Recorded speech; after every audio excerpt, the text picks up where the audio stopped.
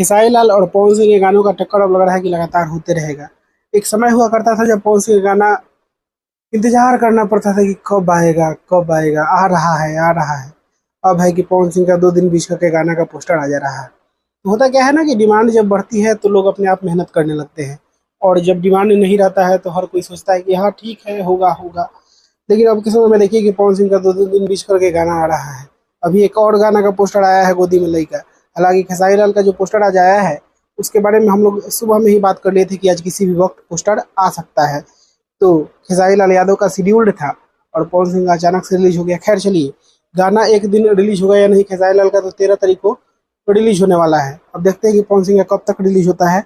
बाकी कंपटीशन के का अगर हम लोग बात करें तो कहीं ना कहीं जो भी कंटेंट बेहतर होगा वही बेहतर करेगा। अब स्टारडम कहीं ना कहीं हमको नहीं लगता है कि पहले का जो सिचुएशन था अब की